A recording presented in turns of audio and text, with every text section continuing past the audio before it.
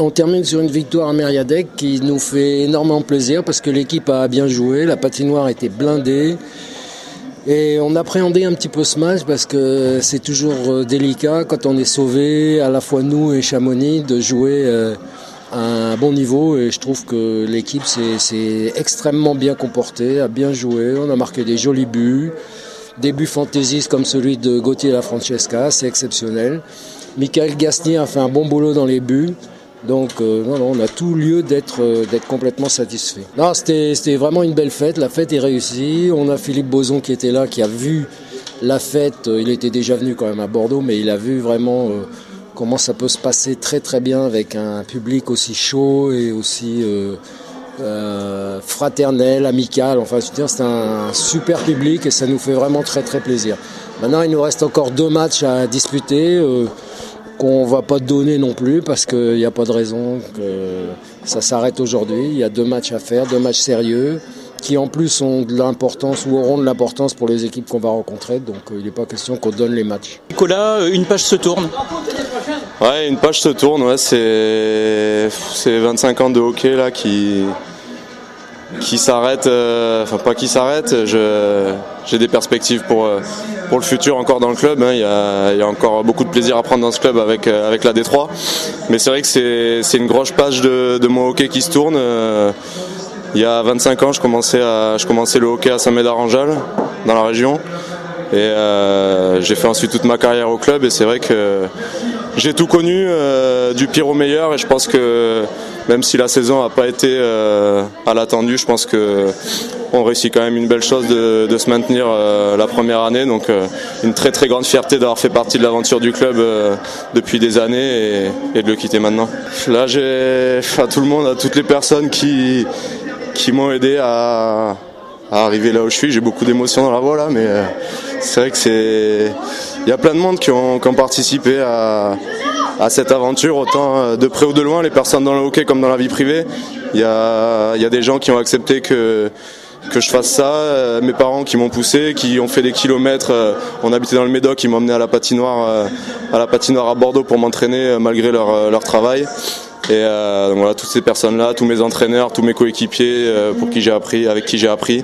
Donc là, c'est vraiment toutes ces personnes-là qui me passent par la tête et que j'aimerais bien remercier, mais la liste est bien trop longue. Alors, je pense que le meilleur à Bordeaux, ça sera pour moi le titre de junior excellence il y a quelques années, où vraiment c'est un des premiers titres, c'est le premier titre junior que le club a gagné, où j'étais vraiment avec tous mes potes qui sont plus là maintenant, mais pour qui j'ai notamment une grosse pensée ce soir.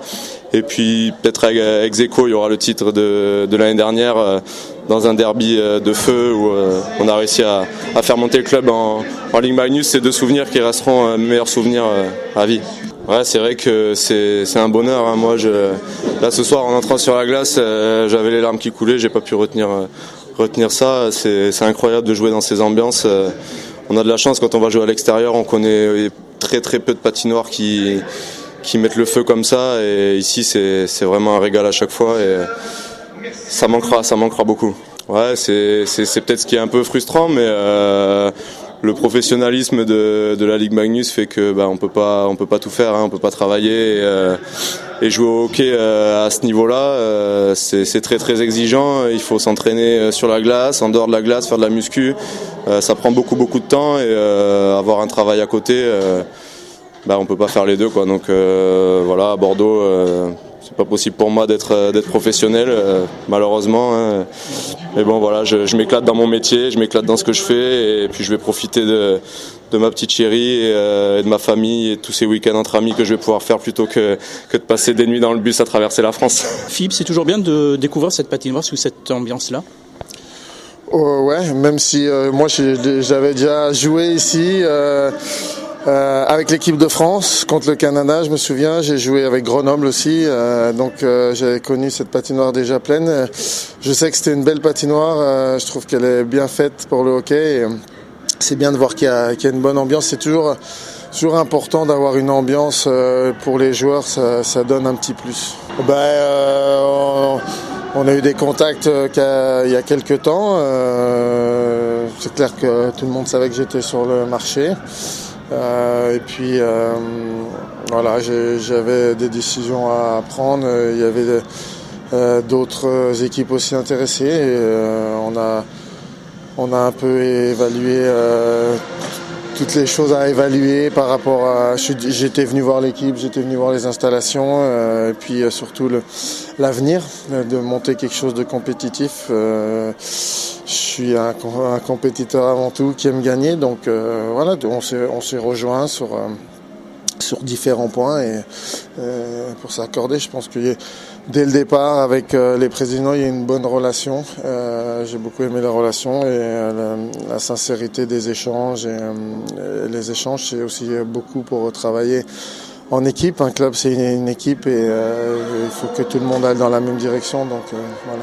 Il y a une ossature qui est intéressante avec des joueurs de qualité.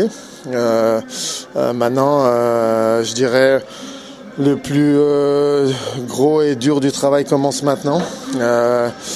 En général, on dit souvent que la réussite d'une saison se fait dans la saison des transferts et on doit d'abord parler à certains joueurs d'ici et puis se mettre sur le marché pour la renforcer.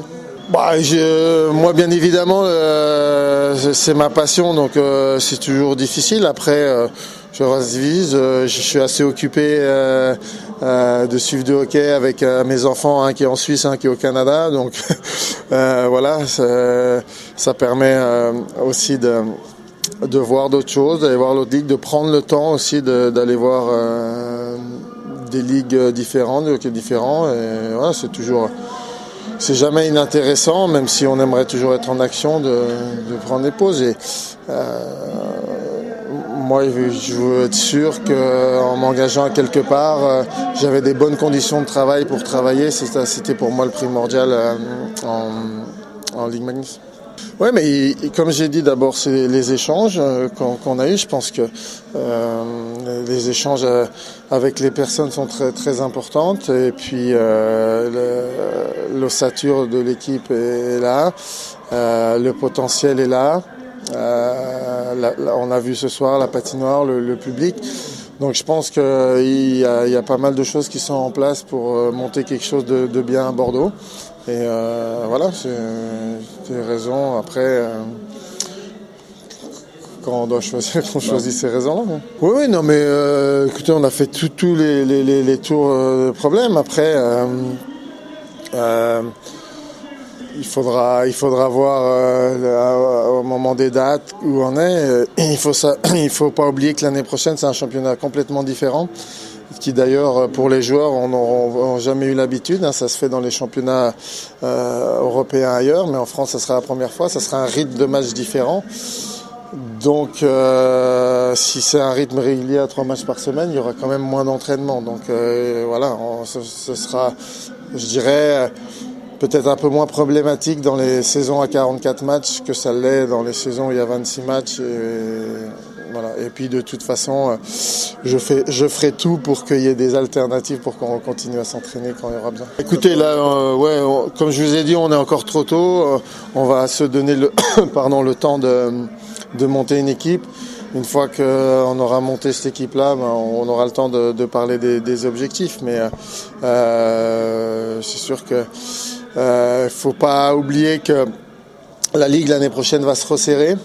Il y aura que 12 équipes, mais les 12 équipes qui seront présentes seront toutes compétitives et ça sera très serré, comme ça l'a été cette année. Mais là, je pense encore plus, puisque les bons joueurs qui sont descendus avec certaines équipes ou les autres vont forcément aller renforcer les contingents de toutes les équipes Ligue Magnus. Donc pour moi, ça sera encore plus homogène. Ouais, mais comme je dis, on peut s'attendre à tout, comme pas grand-chose. Il faut avant tout faire le tour des joueurs ici, parce que savoir leurs souhaits, ce qu'on souhaite garder, s'ils sont en accord avec nous. Et ça, aujourd'hui, on ne le sait pas. Donc à partir de là, moi j'ai déjà pris de contact avec des renforts susceptibles, mais on doit savoir d'abord les nôtres pour savoir si ce qu'on a mis sur le papier, la base qu'on veut garder ici, est en accord avec nous. Et ça, c'est la priorité.